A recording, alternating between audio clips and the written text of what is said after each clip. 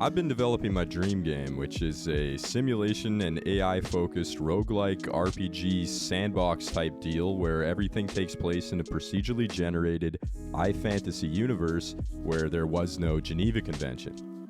A sort of Kenshi Dwarf Fortress Lord of the Rings situation, and I've been making the entire thing by myself because my friend Brian would f*** it up if he helped me. I just know he would. Anyways, last time I showed off the visual transformation I'd been working on, which looked like this.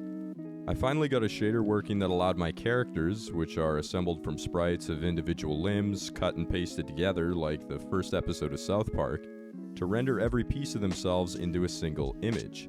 This meant I could add shadows and lighting, and this gave me the itch to make the game actually look better. As a professional programmer, I see everything like that raining code effect from The Matrix, so I can't actually tell if my game looks like shit. So I just have to take it in good faith that people telling me so are speaking the truth. As it turns out, there was a brief oversight on my part because I'd actually not realized video games are meant to have art assets. Here I was thinking I could clackety-clack on my keyboard and bring my dreams to life, but instead I had to develop a new skill.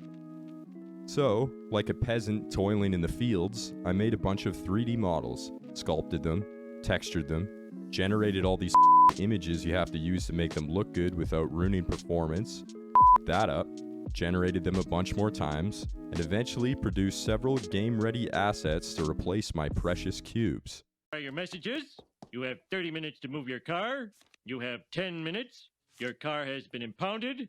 Your car has been crushed into a cube. You have 30 minutes to move your cube.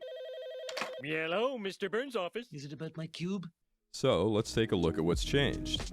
This table, previously some cubes colored brown, now some, well, cubes colored brown, but certainly more table-like, I think you'll agree. This bed, before, not entirely sure what it was, now actually something different. It's more of a sleeping bag now, but it does have color. This door, once a cube, now pretty much can't argue with me that that is a door. Next, we have this chair.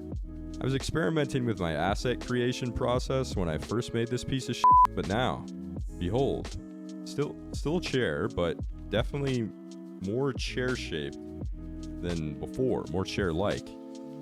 Then we have this tankard here. It didn't actually exist at all before, so I think we can all agree that that's an upgrade. When I went to make this video, I was feeling like I'd got a lot done, actually. But now, with everything combined together in this scene, I'm wondering where all that fucking time went. You know what's insane is that there's people out there who enjoy doing this shit. Nah, I'm serious. You're a 3D artist by hobby, you should go see a doctor.